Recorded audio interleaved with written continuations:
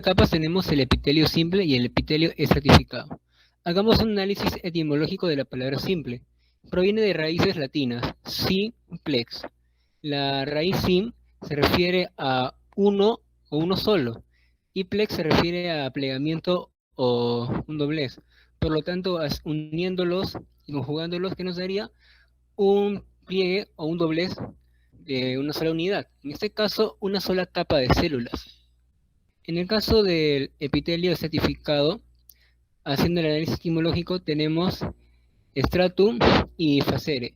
Stratum se refiere a capa, plegamiento o un lecho, y facere se refiere a hacer. Conjugándolo tenemos a capas hechas o organizadas. En ese caso, en el aspecto histológico del epitelio estratificado sería dos o más capas de células. Ahora bien, hagamos un análisis un poco más profundo. El epitelio simple, al ser una sola capa de células y ser delgado, no permite al tejido específico que pueda realizar un intercambio de sustancias rápido entre compartimientos. No obstante, tiene una ineficiente protección contra abrasiones mecánicas y químicas. El certificado es al revés. Es eficiente para la protección e ineficiente para el intercambio. Siguiente, por favor. Forma celular. Tenemos las células escamosas, las cuboidales y las cilíndricas. Las células escamosas tienen anchura y profundidad mayor que la altura, lo cual le confiere una morfología aplanada, con núcleo delgado y lenticular. Las células cuboidales tienen altura, anchura y profundidad aproximadamente iguales. ¿Por qué aproximadamente y no exactamente? Ya que no son figuras geométricas como tal, sino que son unas aproximaciones con las cuales se observan desde el microscopio. Como podemos observar, el núcleo central es esférico en este caso de células. Las células cilíndricas poseen una altura mayor a la anchura y la profundidad, por lo cual le confiere esa estructura cilíndrica o columnar, que también se le menciona así. Los núcleos son cercanos a la base. Acá, como podemos ver en la imagen, hay están distribuidas y se pueden diferenciar fácilmente con las características que les he mencionado. Siguiente diapositiva, por favor. Las especializaciones de superficie son modificaciones estructurales que tienen los tejidos que les permiten determinadas características peculiares. Tenemos en este caso en la superficie apical a los cilios, la queratina y las células caliciformes. Los cilios son proyecciones móviles que mueven sustancias a través de la superficie, como por ejemplo el moco a través del tracto respiratorio. La queratina es una capa compuesta por células anucleadas con filamentos de queratina, los cuales son eficientes para la protección. Los encontramos en el estrato córneo, que es la capa más superficial de la epidermis. Las células caliciformes son células cilíndricas especializadas que secretan moco. Eso lo encontramos, por ejemplo, en la trombouterina. Siguiente, por favor. Ahora bien, uniendo la clasificación en base al número de capas celulares y en la forma celular, obtenemos una clasificación más completa, la cual ya varios conocemos. Número 1, epitelio simple escamoso. Una sola capa de células aplanadas. Justamente, uniendo ambas características que ya les he mencionado en diapositivas anteriores. La función, la difusión, la filtración y la absorción. Un ejemplo tenemos en la cápsula de Bowman. El epitelio cúbico simple es una sola capa de células cúbicas que también se encargan de la secreción y absorción. Lo podemos encontrar en el túbulo renal contorneado. El epitelio cilíndrico simple, una sola capa de células altas y estrechas con una función de secreción y absorción. Lo podemos encontrar en el tubo digestivo, específicamente el intestino. Siguiente, por favor. Epitelio escamoso certificado. Múltiples capas de células cúbicas que están en la membrana basal y planas en la superficie. El epitelio cúbico certificado son 2 o 3 capas de células. Y el epitelio cilíndrico certificado son múltiples capas de células. La superficial tiene células cilíndricas.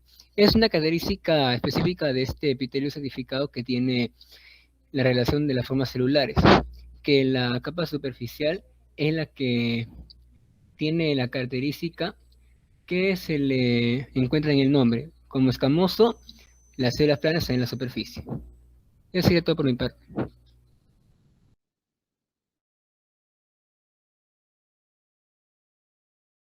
Perdón, me faltaba epitelios especiales. Ahí tenemos el epitelio de transición, el cual se caracteriza por esa peculiaridad. En el estado basal, las células tienen forma de cúpula. En la distensión, las células se aplanan. ¿Dónde lo encontramos? Principalmente lo encontramos en el tracto urinario. El epitelio pseudocertificado. El epitelio pseudocertificado se caracteriza por núcleos a diferentes alturas. Todas las células en contacto con la membrana basal, así como se observaría a simple vista, pero en realidad no todas alcanzan la superficie apical. Eso lo encontramos en los conductos respiratorios, por ejemplo en la tráquea. Ahora sí doy paso a mi compañero.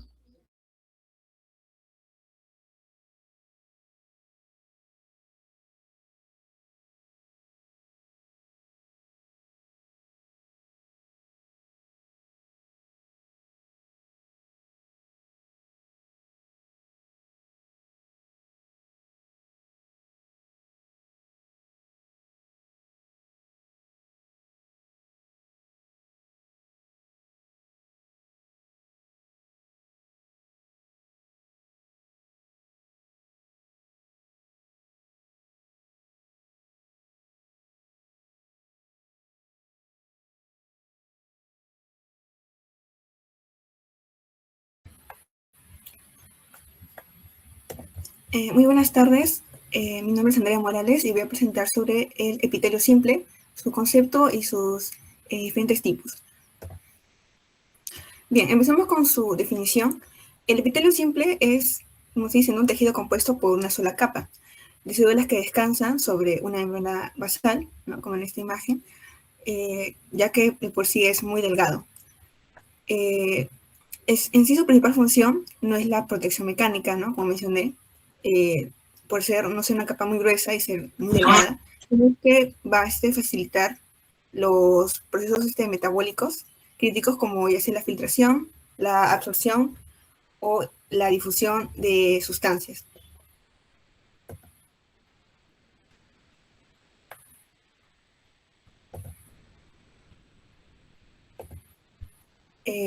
Bien.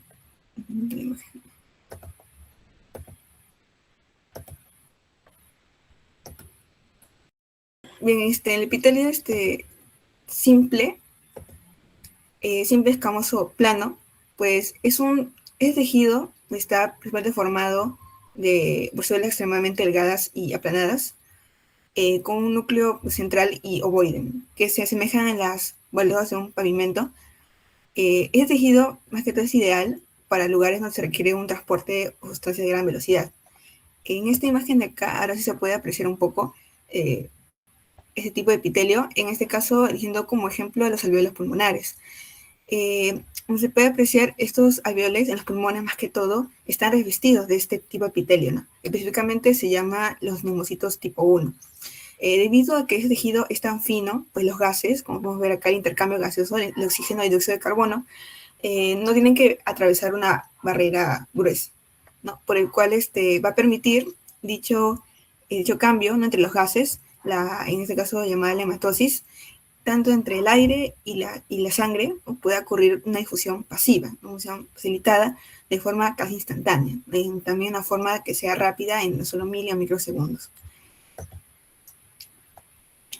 Bien, el epitelio, pasamos con el segundo tipo de epitelio, el epitelio simple cuboidal o cúbico. Pues este epitelio simple cuboidal es un tejido ya de revestimiento y granular compuesto por una sola capa de células que tienen de forma, así como su nombre dice, precisamente cúbicas, ¿no? Entre una de las principales pues, funciones es la secreción, la liberación de sustancias como hormonas y la absorción, así captación de sustancias. Y como un ejemplo, tenemos en los túbulos renales, en el riñón se encuentran estos tipos de epitelio cúbico, ¿no? Esto es fundamental, ¿no? Porque en los túbulos renales, en el riñón, se necesitan albergar dos tipos de proteínas o sustancias importantes, como las mitocondrias. Estos túbulos realizan pues un transporte activo, ¿no? Por el cual se necesita un consumo alto de energía, ATP, estas células cúbicas, ¿no? Estas células cúbicas nos van a facilitar o van a permitir tener esa gran cantidad de mitocondrias necesarias como para bombear dichas las sustancias contra, ¿no?, una gradiente de concentración. Y también incluso se necesita los organelos de transporte, ¿no? Se necesita almacenar los organelos de transporte, ya que esto va a permitir el alojamiento de proteínas transportadoras y bombas iónicas en las membranas. Y como por último tipo de epitelio simple, tenemos el epitelio simple columnar o cilíndrico. Pues estas son células altas como columnas, y pues al ser un poco más grandes, se puede ver todavía más organelos, ¿no? Y son las que le hacen más expertas, dando la absorción aún más profunda y aún protección. Como pueden ver en esta imagen, ahí podemos observar las masivas, o sea, tienen aún más de microvellosidades, las que están en el borde del cepillo, y célula de color verde es célula calciforme, que es secreción de moco, ¿no? En esto va a influenciar mucho en las principales funciones, ¿no?, como en la absorción intensa, o sea, va a ser una absorción más profunda, más intensa, e incluso también la protección y en la secreción.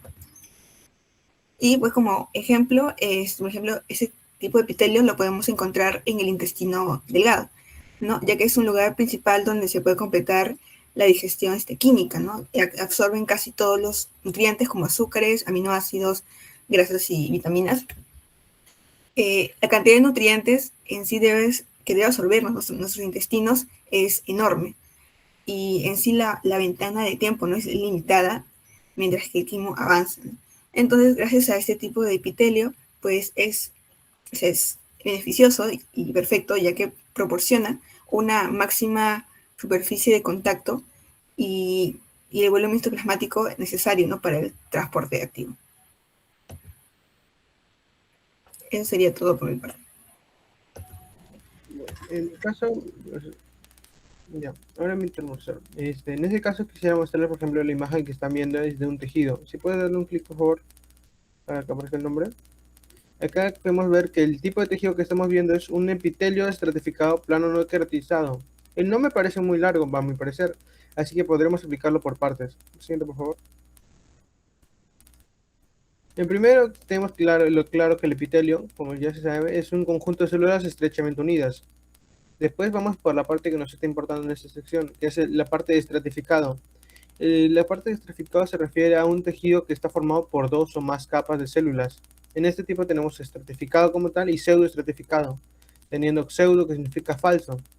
Esto debido a que en sí está formado por una sola capa de células, pero que aparenta tener diferentes capas. Esto debido a la forma de las células y también a la altura de sus núcleos. Están tan dispersas que parece que hubiera muchas células agrupadas, por eso es el nombre pseudoestratificado, una falsa capa de múltiples células. Siguiente, por favor. En la parte tenemos después la parte plano, pues tenemos la forma de las células. Esto importa mucho en el nombre que va a recibir. Tenemos células cúbicas, planas o cilíndricas, claro que en un momento las explico. Y de ahí tenemos en este caso que es plano, también se une lo que es queratinizado o no queratinizado por sus características. Queratinizado quiere decir que son células que han muerto y pierden su núcleo, lo cual los lleva a que se llenen de queratina, normalmente visto en la parte externa de la piel. Y no queratinizado retienen núcleos de la capa superficial y necesitan estar húmedos, mayor presente en el esófago. Ahorita lo explico mejor. Siguiente, por favor. Bueno, como digo, la queratinizado tiene capas superficiales que son escamas muertas, están llenas de queratina.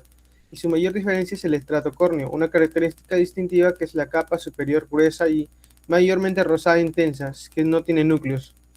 Esta capa es lo que se presenta mayormente en la piel, como menciono, es para la protección y evitar infecciones, debido a sus características. El pseudoestratificado, como su nombre dice, falso, es un tejido que puede confundir mucho, pero la diferencia que tenemos es que los núcleos se diferencian, a diferencia del anterior, la capa de las células más externa conserva sus núcleos, estos se ven alargados y planos.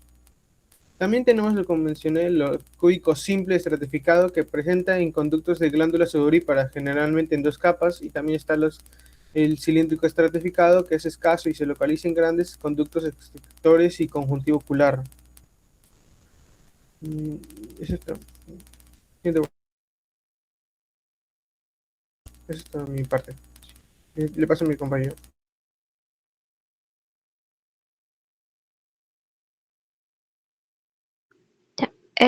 Buenas tardes, profesor. En lo que respecta a mí me tocó hablar del epitelio escamoso simple. Siguiente de la función y la locación de los tipos de epitelios. Siguiente diapositiva, por favor. Ya, bueno, empezando con el epitelio escamoso simple. Es lo que se localiza especialmente en la mayormente en el sistema cardiovascular y el linfático, en especial en el corazón, los vasos sanguíneos y las cubiertas de los vasos linfáticos también. A su vez también forma parte de la capa epitelial, como bien se menciona, de las membranas serosas, como pueden ser el peritoneo, la pleura o el pericardio. También lo podemos encontrar en los alvéolos pulmonares o en los riñones, ya sea en la cápsula glomerular de Bowman y también en la superficie interna de la membrana timpánica. En lo que respecta a su función, se presenta en zonas donde se realiza la filtración, como puede ser la filtración de la sangre en los riñones, o en la difusión de oxígeno en los vasos sanguíneos pulmonares, y también donde se secretan sustancias en las membranas serosas, por ejemplo. Siguiente diapositiva. Luego tenemos el epitelio cúbico simple. Suele ser localizado en la superficie ovárica, ya que la reviste. A su vez también tapiza los túbulos renales y forma parte de la porción excretora de glándulas como son la tiroides o como los conductos del páncreas también. Su función principalmente es de secreción y de absorción. Siguiente diapositiva, por favor. No, regresa, perdón. Luego tenemos el epitelio cilíndrico simple ciliado. Suele localizarse en los bronquiolos, ya que los cubre, los que están en las vías respiratorias. También se pueden encontrar las trompas uterinas o en el útero y en algunos senos paranasales y ventrículos cerebrales. En lo que respecta a su función, aquí los cilios baten y desplazan a la mucosidad y a las partículas hacia la garganta, en lo que respecta a las vías respiratorias o senos paranasales, para que pueda expulsarse la tos o el sistema escupirse. También se encargan de ayudar a los ovocitos, se encargan de mover a los ovocitos expulsados por los ovarios a través de las trompas uterinas hacia el útero. Ahora sí, siguiente diapositiva, por favor. Siguiente, por favor. Sí, ya. En lo que respecta al epitelio simple no ciliado, su localización se encarga de tapizar en especial el tubo digestivo desde el estómago hacia el ano. También tapiza los conductos de glándulas, algunas, y también de la vesícula biliar. En lo que respecta a su función, es igual que otros que he mencionado de secreción y absorción. También se encarga de lubricar las cubiertas del tubo digestivo, las vías respiratorias y el aparato reproductor. Además y también a las vías urinarias. A su vez, se encarga de ayudar a prevenir la destrucción de la cubierta gástrica por el jugo gástrico ácido secretado por el estómago. Después, siguiente diapositiva, por favor.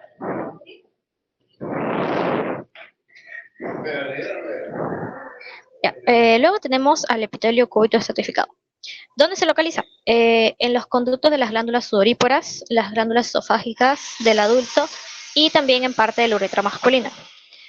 Su función principalmente es la de protección, secreción y absorción, pero es muy limitada. Luego tenemos al epitelio cilíndrico pseudoestratificado. Aquí hay dos variedades. Tenemos la variedad ciliada. Aquí esta se encarga de tapizar casi todas las vías aéreas superiores y la que es no ciliada tapiza conductos más grandes de varias glándulas. También tapiza el epidídimo y una parte de la uretra masculina. En lo que respecta a su función, la variedad ciliada se encarga de secretar moco, que captura las partículas extrañas, y los cilios son los que barren la mucosidad para eliminarlo del organismo. Y en lo que respecta a la variedad no ciliada, esta cumple funciones principalmente absortivas y protectoras. Ya. Luego, por último, tenemos al epitelio cilíndrico estratificado. Este se encarga de cubrir parte de la uretra, los conductos excretores grandes de las glándulas como las esofágicas, las pequeñas áreas de la mucosa nasal, eh, de la mucosa anal y parte de la mucosa conjuntiva del ojo. Su función principalmente es la de protección y secreción. Y por último tenemos el epitelio de transición, que esto se encarga de tapizar la vejiga, una parte de la uretra y los uréteres.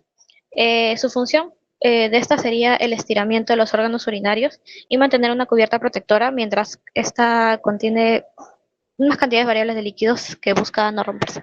Ya sería todo por mi parte.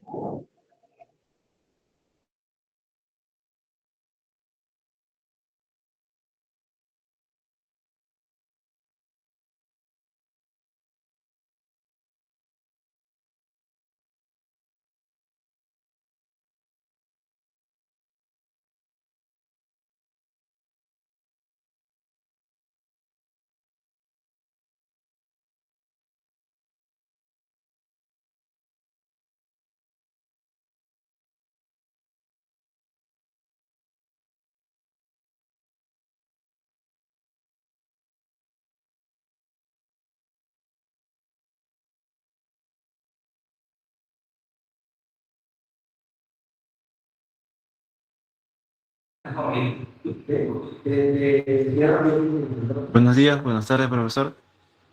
Soy Francesco Marcelo y yo le voy a hablar acerca de las especificaciones del epitelio, las cuales son modificaciones de la membrana celular.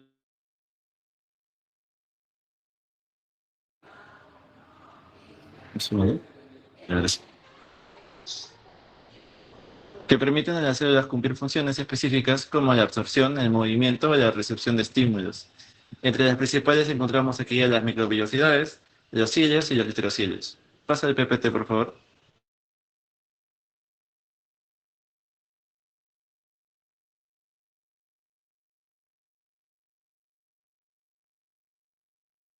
Absorción. Su eje está formado por haces paralelos de filamentos de actina, la actina es básicamente como una estructura, como un andamio interno,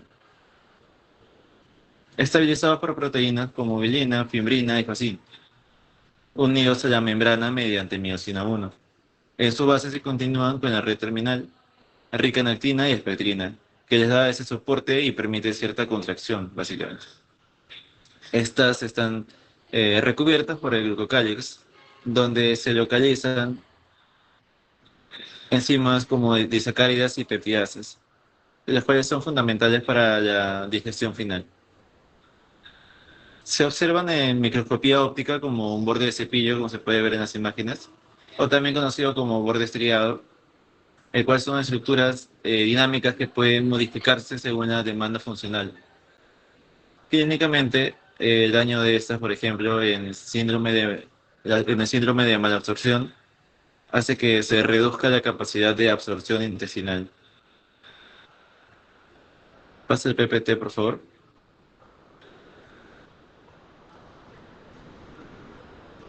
Ok, no puedo ver el PPT, pero bueno. A continuación tenemos a...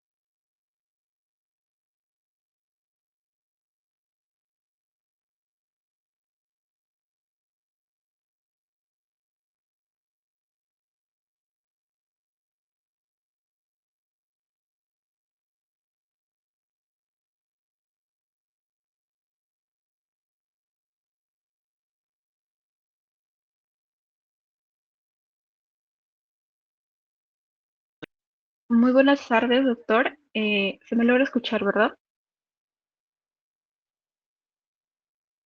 Como tal, mi compañero tuvo una dificultad respecto a su internet, así que voy a pasar a explicar lo que viene a ser el epitelio glandular. Para empezar esto, empecemos definiéndolo. ¿Podrías pasar a la siguiente diapositiva, por favor?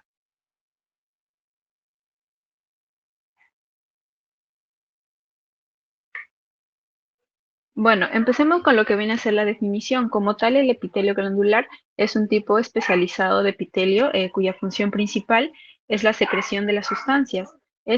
Dicho epitelio deriva del epitelio de revestimiento, valga la redundancia, mediante la proliferación e invaginación hacia el tejido conjuntivo subyacente.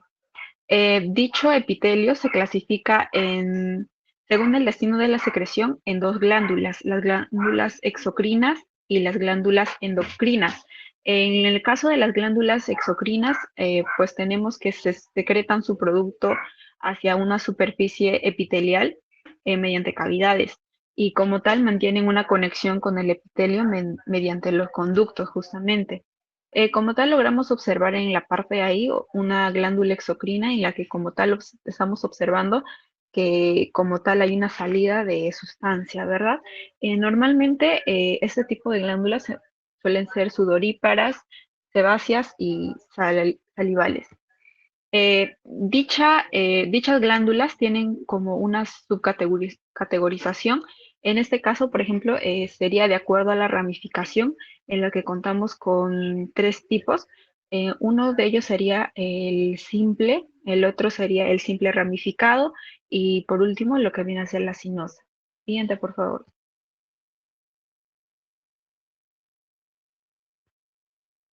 Otra de la clasificación sería según el número de células, que suelen ser unicelulares y pluricelulares, mientras que la siguiente sería por la forma de la porción excretora, en la que tenemos la forma tubular, la forma alveolar y la forma sinosa. Asimismo, continuando por el tipo de justamente de secreción elaborado, en el que presentamos la serosa, la mucosa y la mixta. En el caso de la serosa como tal se ve que existe proteínas, o sea, es una glándula rica en proteínas, mientras que lo que viene a ser la mucosa es rica en mucina. Finalmente tenemos por la forma en la que se produce la secreción, como tal observamos ahí que existen tres tipos, que sería la holocrina, la merocrina y la apocrina. En el caso de la holocrina, como tal la célula se desintegra y su contenido en la secreción y como tal existe o llega a aparecer una nueva célula, mientras que en la merocrina como tal no hay ni una desintegración ni una desintegración parcial, sino que como tal la secreción sale de manera normal y la célula queda intacta, a comparación de la apocrina que en esta parte de aquí sí se da como que de manera parcial la secreción y la desintegración, de manera parcial nada más. Siguiente, por favor.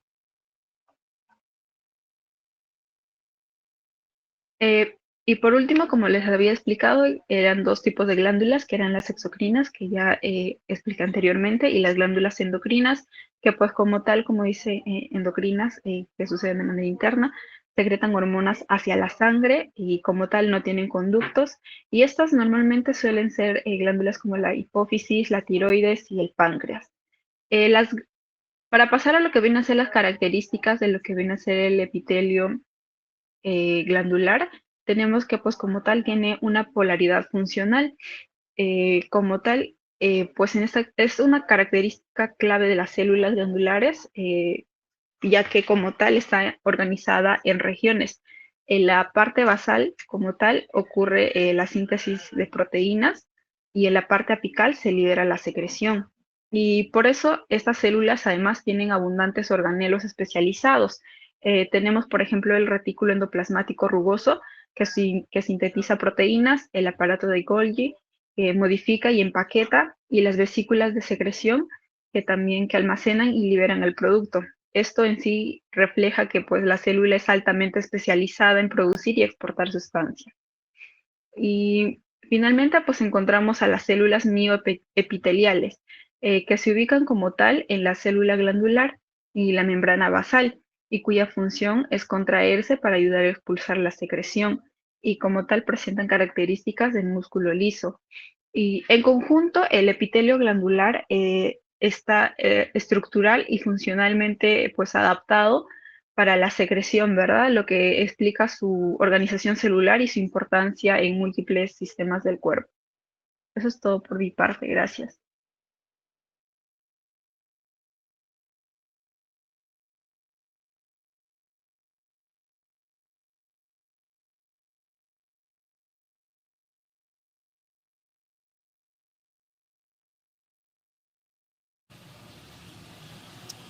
Bueno, volviendo a mi parte, se me fue hace rato, pero ahora les volveré a comentar acerca de los cilios, el cual son prolongaciones móviles más largas con un núcleo llamado axonema, organizado con el patrón 9+2 de microtúbulos, 9 dobletes periféricos y 2 centrales. Cada doblete tiene un microtúbulo A completo y uno B incompleto. Estos presentan brazos de dineína con actividad ATP que genera deslizamiento entre microtúbulos. Este movimiento se transforma en fricción gracias a las proteínas de unión como nexina y los radios que conectan con el par central. Estos se originan a partir de cuerpos basales derivados de centriolos y su movimiento es coordinado con el latido ciliar y ocurre en dos fases, el golpe efectivo y el golpe de recuperación. Estos se localizan en el epitelio respiratorio y en las trompas uterinas. La alteración de estos, como la discineína ciliar y primaria, o el síndrome de Cartagena, causan infecciones respiratorias crónicas e infertilidad.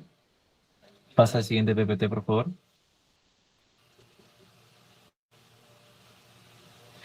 Y tenemos ahora a los estereocilios, el cual son prolongaciones más largas, delgadas e inmóviles, que estructuralmente son similares a las microvellosidades, pero mucho más largas. Estos están formados por haces de actina, que como dije hace rato son algo así como andamios internos, eh, los cuales están altamente organizados y anclados a la red terminal. Sin microtúbulos, sin dineína, entonces por lo tanto, como dije, no son móviles y no tienen la estructura 9+2 que sí tenían los cilios. En el epididimo aumentan la superficie para absorción y maduración espermática. En el oído interno, estas células ciliadas del órgano de corte y aparato vestibular están organizados en filas de distinta altura y conectados por tip links, que al doblarse por estímulos mecánicos abren canales iónicos mecanosensibles, generando así señales eléctricas relacionadas con audición y equilibrio. Estas son altamente especializadas, como dije, y son muy sensibles al daño. Ahora sí, gracias.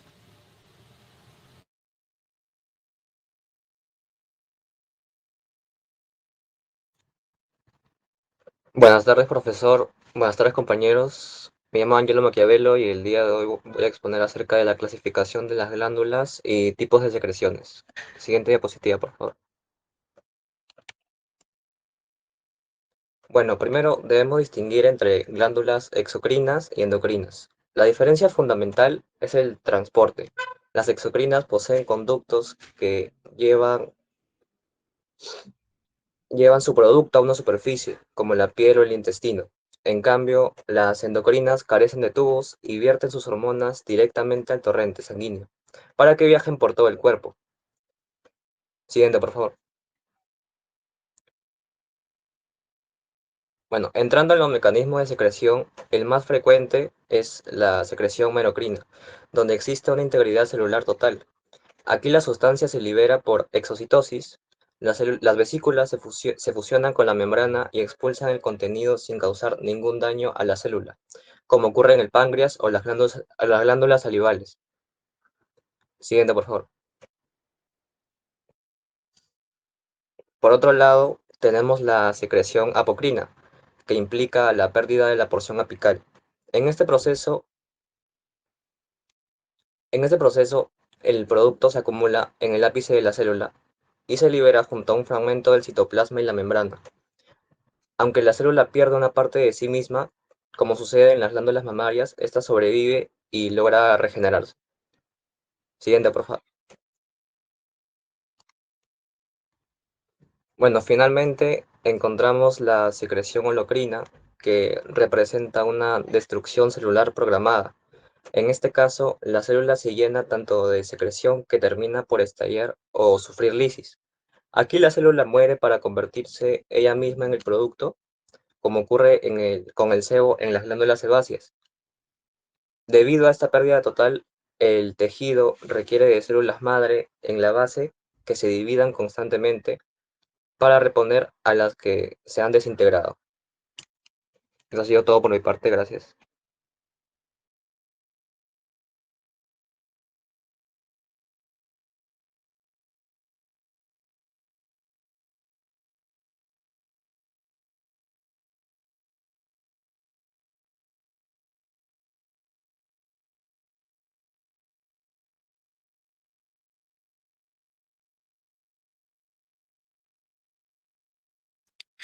Buenas tardes, profesor. Buenas tardes, compañeros. Voy a hablar sobre tejido conectivo, sus células y algunas de sus funciones.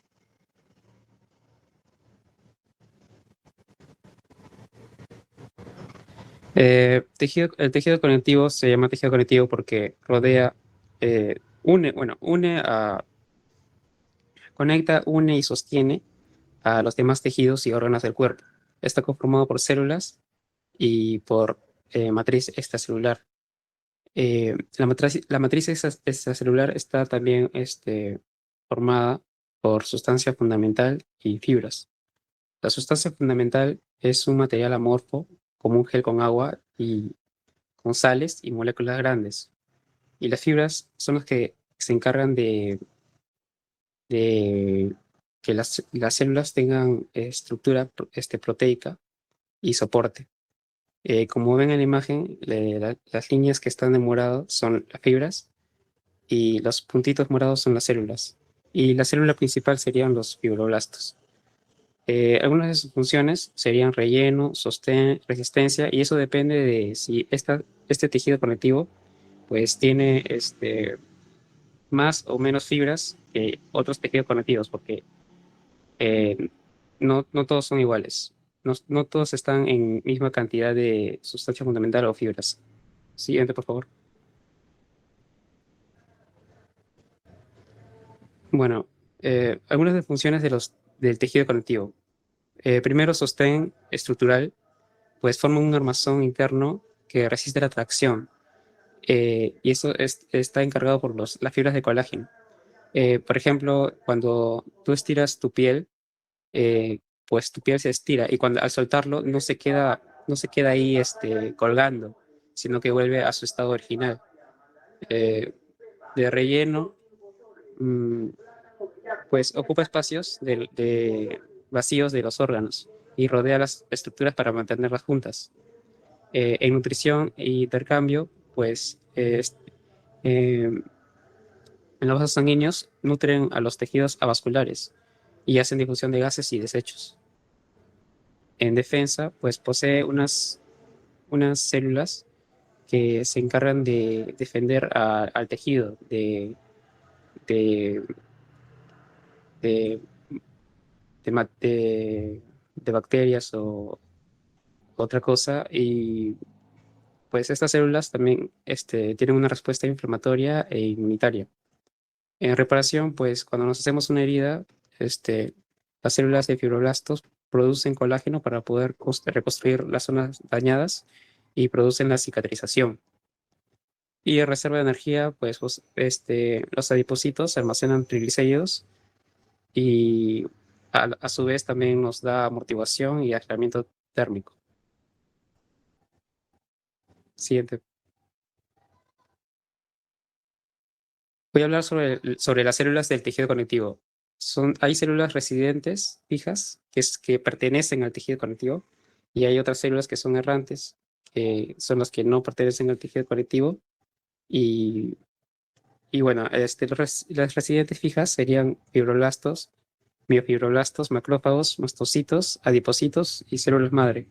Y por el lado de las errantes tendríamos a los linfocitos, las células plasmáticas, neutrófilos, eosinófilos, basófilos y monocitos. Siguiente, por favor.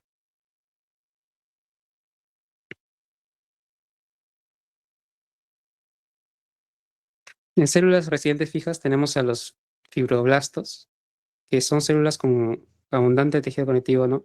Y producen la matriz extracelular.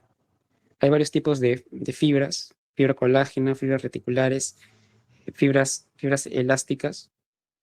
Las fibras colágenas dan resistencia, fibras elásticas permiten estirarse y vuelven a su forma original. Las reticulares pues forman una red fina de sostén para ciertas células y órganos.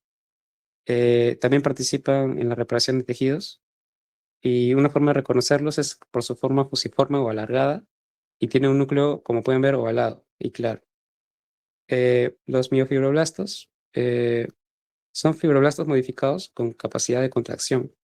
¿Cómo funcionan? Pues son importantes, como mencioné antes, en la cicatrización y ayudan a cerrar las heridas, contrayendo el tejido lesionado. Eh, Macrófagos derivan de los monocitos de la sangre y una de sus funciones principales pues, son hacer fagocitosis de las bacterias que pueden estar en el tejido, eliminan los restos celulares y capturan el material extraño. Y el reconocimiento sería su forma irregular, su núcleo riñonado o, o identado. Citoplasma con vacuolas, el tejido conectivo también se llaman histiocitos. Mastocitos participan en la inflamación, intervienen en reacciones alérgicas, producen vasodilatación y aumentan la permeabilidad vascular. Contienen histamina, heparina. Los mastocitos poseen gránulos muy notorios y suelen estar cerca de los vasos sanguíneos. Los adipocitos, como mencioné antes, se encargan de la reserva de energía, aislamiento térmico, protección mecánica, y una forma de reconocerlos es que se ven vacíos y tienen un núcleo aplanado que está desplazado hacia la periferia. Las células madres mesenquimales son células que pues, están poco diferenciadas, entonces pueden originar otros tipos de células, como los fibroblastos, adipocitos, condroblastos o osteoblastos, y son importantes en la regeneración y reparación tisular. Y en las células errantes, pues tenemos a los linfocitos que se encargan de reconocer antígenos y coordinan la respuesta inmunitaria. Hay linfocitos T y linfocitos B. También tenemos a los plasmocitos que producen anticuerpos. Tienen un núcleo excéntrico, cromatina en patrón de rueda de carro y son muy frecuentes donde entran antígenos. Neutrófilos. Son leucocitos muy importantes en la inflamación aguda y fagocitan bacterias. Llegan rápido al sitio de infección.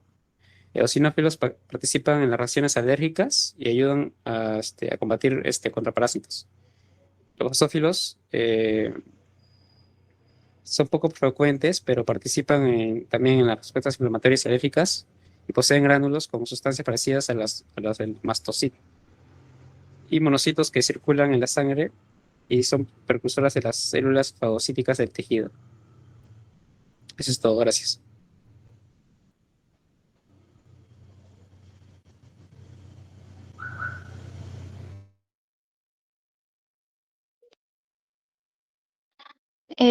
Bien, continuando sería la matriz extracelular. La matriz extracelular es una red tridimensional, la cual es dinámica y funcional. Está formada de glucoproteínas, macroproteínas, las cuales pueden ser carbohidratos. Brinda soporte estructural y a los tejidos y a los órganos. Bien, acá tenemos la estructura de la matriz extracelular. Primero tenemos a la célula epitelial, la cual se encuentra en la piel, y tenemos a la membrana basal, que es un tipo de matriz extracelular mucho más densa. Se encuentra en la parte inferior de la célula epitelial y tiene varias funciones, la cual una es, actúa como una barrera que se encarga de separar la célula epitelial del tejido conectivo. También es selectiva, como una filtración, actúa de un filtrante. Y tenemos aquí también que recubre al endotelio de los capilares. Tenemos al tejido conectivo con matriz intersticial, que la matriz intersticial es un tipo de matriz extracelular que se encuentra en mayor abundancia y están se encuentra el colágeno y la elastina. También está el fibroblasto. El siguiente, por favor. Bien, tenemos las funciones principales. Primero tenemos al soporte estructural, que proporciona una base sólida para las células de los tejidos, especialmente con colágeno y elastina. Dos, tenemos a la regulación celular, en donde influyen procesos como la diferenciación, en donde la matriz extracelular emite una orden a otra célula para que se convierta en un tipo de tejido que puede ser tejido óseo, hialino, cartilaginoso, entre otros diferentes. También la migración, cuando ocurre una herida para hacer una cicatrización, la matriz extracelular manda una señal para que esta célula vaya al lugar exacto donde está la herida. También la apoptosis controla el ciclo de vida de las células y manda como un mensaje, una señal para que la célula realice la apoptosis. Tercero, tenemos la comunicación intercelular, que es donde se encuentran las células, está la matriz extracelular. Hacen unas señales bioquímicas, la cual la otra célula recibe mediante un receptor celular, y son más que todo señales bioquímicas. Es como mensajes que se envían entre las células. Cuarto, tenemos a la homeostasis tisular, que es un equilibrio entre el crecimiento celular y la muerte celular, la apoptosis, ya que si ocurre pues un desequilibrio, puede hacer demasiadas células, ¿no? Puede generar diversas enfermedades. Siguiente, por favor. Bueno, tenemos a los principales componentes. Tenemos al colágeno, la proteína más abundante en la matriz extracelular, responsable de la resistencia. La elastina, que proporciona elasticidad a tejidos como la piel y los vasos sanguíneos. Los proteoglicanos, que retienen agua y regulan la señalización celular. Las glucoproteínas facilitan la adhesión celular y la organización de la matriz extracelular. Y los glicosaminoglicanos, que retienen grandes volúmenes de agua y confieren hidratación, viscoelasticidad y resistencia a la compresión en tejidos conectivos, piel y cartílagos. Siguiente, por favor. Por último, tenemos tipos de matrices extracelulares, el cual son 7. Primero empezamos con el cartílago hialino, que es una matriz firme pero flexible, presenta una gran cantidad de proteoglicanos y fibras de colágeno, los cuales les dan un aspecto vidrioso y liso. Actúa como un amortiguador que reduce la fricción y absorbe los golpes en las articulaciones. Segundo, tenemos a la matriz ósea compacta. Es una matriz mucho más rígida, se diferencia porque está mineralizada con cristales de fosfato de calcio. Proporciona un soporte estructural y protección a los órganos internos, además de servir como una reserva de minerales para el organismo. Tercero, tenemos al conectivo denso regular, tendón. Predomina las fibras de colágeno dispuestas de forma paralela, como se puede ver en la imagen, y está diseñado para soportar una enorme tensión mecánica en una sola dirección. Cuarto, tenemos al conectivo gelatinoso de cordón umbilical, conocido como la gelatina de Wharton, que se vio en los microscopios. Es una matriz muy laxa, rica en ácido hialurónico y proteoglicanos. Ofrece una protección suave y flexible a los vasos sanguíneos del cordón umbilical. Quinto, tenemos a las paredes celulares del sistema vascular de un tallo de una planta, que a diferencia de los animales, la matriz de las plantas está compuesta principalmente por celulosa y aporta una rigidez estructural extrema que permite a las plantas crecer de forma vertical y transportar agua a grandes alturas. Tenemos sexto, las células epiteliales, que se caracteriza por una matriz organizada mediante una membrana basal delgada y densa que se ubica justo debajo de las células epiteliales y sirve como una plataforma de anclaje y filtro selectivo para el paso de nutrientes hacia el epitelio. Y por último tenemos una imagen de microscopía electrónica de transmisión del tejido nervioso. Aquí prácticamente no existe la matriz extracelular. Las paredes de las células están estrechamente empaquetadas, que el espacio extracelular es mínimo.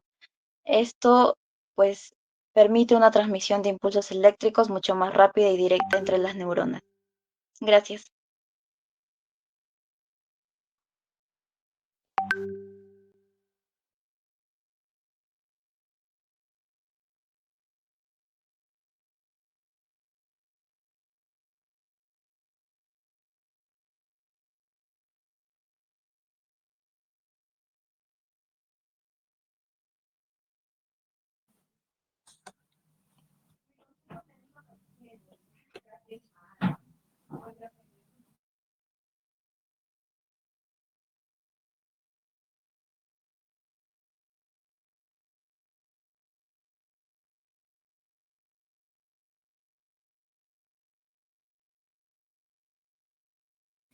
Buenas tardes.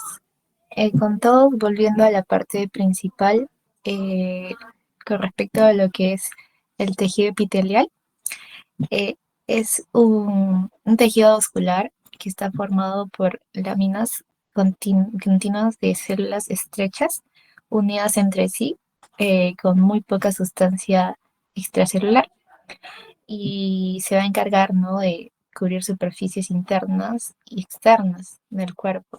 También se va a encargar de revestir cavidades y por último se encarga de formar glándulas. Esto también puede derivar, ¿no?, de lo que son cualquier capa germinativa, que puede ser de ectodermo, mesodermo o endodermo. Se destaca también por su gran celularidad y sobre todo su escasa matriz extracelular. También se va a encargar de controlar el paso de sustancias, que eso lo voy a explicar más a detalle eh, en la parte de funciones. Siguiente, por favor. Ok, con respecto a las características, va a presentar a tres importantes, en donde una de ellas es la polaridad, ¿no? Ya que este va a permitir diferenciar entre varias áreas de la célula, lo que es la parte apical, ¿no?, que va a estar orientada hacia el exterior o hacia un lumen. También vamos a tener la lateral, que se encuentra en contacto con otras células. Y por último, la basal, que esta va a estar en contacto con la membrana basal. Luego está lo que es la avascularidad. Esto va a significar que no tiene vasos sanguíneos. En cambio, depende del tejido conectivo subyacente que está en la parte de abajo, para obtener lo que son los nutrientes y eliminar sobre todo los productos de desecho a través de la difusión. Esto va a tener implicaciones en su grosor y en la capacidad de intercambio de gases, que es más eficiente en epitelios simples que en los estratificados. Luego está la característica de alta renovación. El epitelio va a tener, ¿no?, una de las tasas de renovación más altas del cuerpo. Lo que son las células madre y las células progenitoras, ubicadas en nichos específicos como lo es la capa basal. La epidermis o las criptas del intestino se van a encargar, ¿no?, son responsables de regenerar lo que es el epitelio continuamente. Este proceso de renovación es muy importante para mantener la integridad de las barreras epiteliares y asegurar su capacidad funcional. Siguiente, por favor. Con respecto a las funciones, destaqué tres. Una de ellas es la protección, ¿no?, donde esta va a ser una de las principales. Un ejemplo clásico de este epitelio estratificado queratinizado de la epidermis, que se va a encargar, ¿no?, en sí de proteger el cuerpo contra la abrasión sobre los agentes patógenos y la deshidratación, ¿no? Esta función es muy fundamental también para mantener la integridad del cuerpo frente a lo que son agresiones externas. Por ejemplo, el pemfigo vulgar, una enfermedad que es autoinmune, afecta a las uniones desmosómicas, lo que va a causar la pérdida de cohesión entre las células y la formación de ampollas. Siguiente. Luego está la función de absorción. Un ejemplo muy destacado es el epitelio del intestino delgado, donde vamos a encontrar las microvellosidades que van a incrementar la superficie de absorción para facilitar la entrada de los nutrientes como lo va a ser la glucosa, los aminoácidos o el agua, ¿no? En enfermedades también como lo son enfermedades celíacas, la función de absorción se va a ver alterada debido al daño de las microvellosidades intestinales, lo que va a generar una mala absorción de nutrientes. Bueno, aquí en este diagrama, esta imagen podemos visualizar el epitelio intestinal, que muestra cómo las microvellosidades aumentan la superficie de absorción, permitiendo un intercambio eficiente de nutrientes. Siguiente, por favor. Y por último tenemos a la función de secreción. Este epitelio granular está especificado, ¿no?, en secreción, en donde como las glándulas, en este caso las salivales o el páncreas, son los ejemplos de epitelio especializado que va a producir sustancias como moco, enzima y hormonas, ¿no? Por ejemplo, en lo que es la fibrosis quística, la función secretoria se va alterada, ¿no? Debido a la función del canal del cloruro, lo que va a provocar secreciones espesas y dificultar la función normal de los órganos. Aquí en este ejemplo podemos ver que se van a liberar sustancias como lo que es el mocos en las vías respiratorias o las enzimas no digestivas del páncreas. Y bueno, eso sería todo.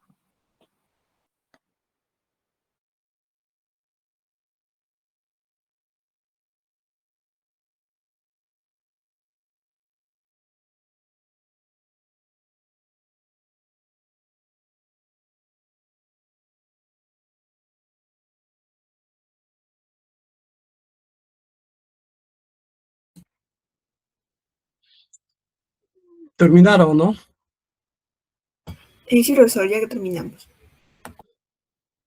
Lo que sigue, por favor, la siguiente exposición.